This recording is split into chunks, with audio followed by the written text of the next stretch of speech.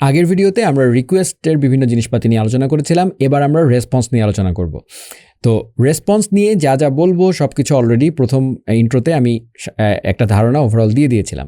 So response related কিছু আমরা জানি আমরা তো XML HTTP অবজেক্টটা নিয়ে কথা বলছি, তাই না? পুরো জিনিসটা কিন্তু আসলে অ্যাজাক্স XML HTTP অবজেক্টের উপরে।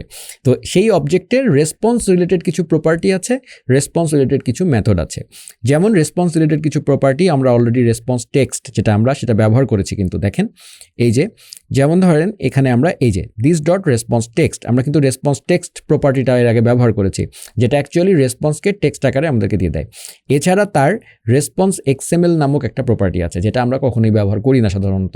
এটা শুধুমাত্র XML ডেটা পার্স করার জন্য ব্যবহৃত হয়। সো W3 স্কুলসে XML নিয়ে অনেক বেশি গুতাগুতি করেছে, বাট আমি XML এর ডিটেলসে যাব না, বিকজ আমরা মেইনলি কাজ করব জেসন নিয়ে। আমাদের মোটামুটি এখনকার দিনে সবাই জেসন নিয়ে কাজ করে, টুকটাক ক্ষেত্রে টেক্সট নিয়ে কাজ করতে হতে পারে। আর এটুকু বুঝলে XML আপনারা যদি ফিউচারে কোনোদিন এক্সেপশনালভাবে প্রয়োজন হয় এটা দেখলেই বুঝবেন।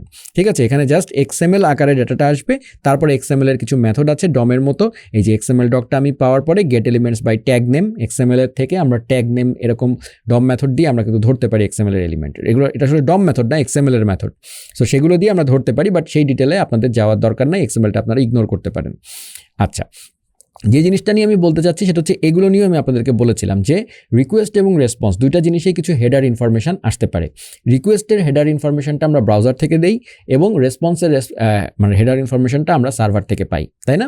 তো আমরা যদি যে রেসপন্সগুলো আসছে সেই রেসপন্সের কোনো হেডার নিয়ে আমাদেরকে কাজ করতে হতে পারে, অনেক সময় কাজ করতে হয়, ফুল স্ট্যাক অ্যাপ্লিকেশনে প্রয়োজন হয়। যেমন ধরেন অনেক সময় সার্ভার রিকোয়েস্টের হেডারে কুকি পাঠিয়ে দেয়, ঠিক আছে? তারপর রিকোয়েস্টের হেডারে কোনো ধরনের অন্য কোনো তথ্য, সেন্সিটিভ তথ্য পাঠিয়ে দিতে পারে, ঠিক আছে? তো সেগুলো যদি আমাদেরকে রিড করতে হয় তাহলে আমরা চাইলে এই দুইটা মেথড দিয়ে করতে পারি। একটা হচ্ছে সমস্ত রেসপন্স হেডার পাওয়ার জন্য আমরা এটা ব্যবহার করতে পারি। যেমন ধরেন আমি এখানে আপনাদেরকে দেখাচ্ছি। সো আমি একটা কাজ করি, আবারও যেটা করছি এটা লেসন 4, রাইট? সো আমরা যেটা করছি লেসন 3 যেটা আছে সেটাকে কপি করছি এবং এই জায়গাটায় পেস্ট করছি এবং এখানে লেসন 4 আকারে এখানে রাখছি। ওকে, সো এখন আমি এখানে আসলাম। আচ্ছা, সো আমরা রেসপন্সটা পেয়ে যাই কোথায়? আমরা রেসপন্সটা পেয়ে যাই এই কলব্যাক ফাংশনের মধ্যে, তাই না? সো আমি এখানে console.log রেসপন্স ফিনিশড এটা সরিয়ে দিচ্ছি এবং এই অ্যাসিংটাকে ট্রু করে দিচ্ছি এবং এখানে console.log সরিয়ে দিচ্ছি। এগুলো আমরা বুঝে গেছি। সো xhr.onload এই জায়গাটায় আমি অ্যাকচুয়ালি রেসপন্সটা পাই, তাই না?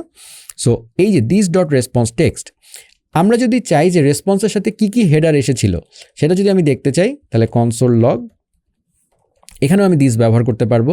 So this dot gate all response headers, এই দেখেন গেট অল রেসপন্স হেডার্স সাজেশনই দিবে আপনাকে VS কোড। এটা হচ্ছে সমস্ত রেসপন্স হেডার আপনাকে দিয়ে দিবে, ঠিক আছে? সো আমি যদি এখন এখানে যাই, এটা হবে লেসন 4 এই। সো আমি এখানে আমার কনসোলটা খুলছি, চেঞ্জ দিস কন্টেন্ট, এই দেখেন সমস্ত হেডার ইনফরমেশান সে আমাকে দিয়ে দিয়েছে, কি সুন্দর, ঠিক আছে? এটা হচ্ছে একটা জিনিস। আরেকটা হচ্ছে আমি ধরেন এটাকে কমেন্ট আউট করে রাখলাম। এছাড়া তার আরেকটা, আপনি যদি কোনো একটা সিঙ্গেল, যেমন এখানে অনেকগুলো হেডার এসছে, ধরেন আপনি চাচ্ছেন এই ট্যাগ এটাকে আপনি নিতে চাচ্ছেন, ওকে? সো আপনি তাহলে চাচ্ছেন এই ট্যাগটাকে নিতে, তাহলে আমরা যেটা করবো আবার এখানে ব্যাক করি, গেট রেসপন্স হেডার, অল না, এবার শুধু হচ্ছে get response header. So this dot get response header এবং তার মধ্যে আমাকে কি বলতে হবে, ওই যেটা আপনি চাচ্ছেন সেটা আর কি।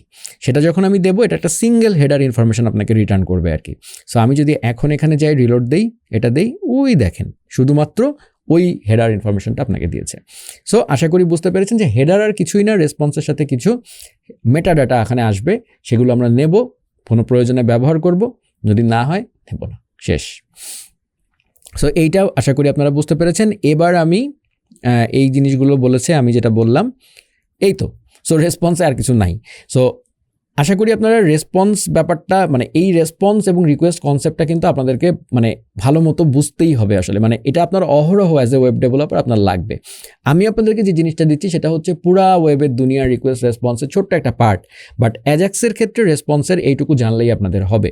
এবং সেই সাথে আপনারা কিন্তু রিকোয়েস্ট এবং রেসপন্স এই দুইটা জিনিসকে, আমরা রিকোয়েস্ট বলতে বুঝি অনুরোধ, হ্যাঁ এখানেও কিন্তু অনুরোধ, কিন্তু ব্রাউজারের ক্ষেত্রে আমরা ডেটা রিকোয়েস্ট করছি, কিন্তু আমাদেরকে আসলে টেকনিক্যাল পয়েন্ট অফ ভিউ থেকে রিকোয়েস্টকে চিন্তা করার মতো একটা কনফিডেন্স আপনাদের তৈরি হয়ে যাওয়ার কথা, এবং রেসপন্সকেও সেম ওয়েতে চিন্তা করার মতো মতো একটা কনফিডেন্স আপনাদের হয়ে যাওয়ার কথা। ঠিক আছে, সো আশা করি এই অ্যাজাক্সের যে দুইটা পার্ট, একটা অ্যাজাক্স সে রিকোয়েস্ট পাঠাবে এবং রেসপন্স নিবে, এবং সেই রিকোয়েস্ট এবং রেসপন্সকে হ্যান্ডেল করার জন্য XML HTTP রিকোয়েস্টের যে প্রপার্টি এবং মেথডগুলো আছে সেগুলো সম্পর্কে আমরা পরিচিত হয়ে গিয়েছি। এখন আমরা আমাদের এই 5th লেসনে মানে নেক্সট ভিডিওতে আমরা একটা ছোটোখাটো এক্সাম্পল দেখব, তাহলে আপনারা এই অ্যাজাক্স সম্পর্কে আমাদের আরও কনফিডেন্স তৈরি হয়ে যাবে। সেখানে আমরা ডেটা পাঠানো, ডেটা নেওয়া দুটাই দেখব, তাহলে আপনারা বুঝে যাবেন যে পুরো প্রসেসটা আসলে কীভাবে কাজ করে। তো চলুন পরের ভিডিওতে চলে যাওয়া যাক।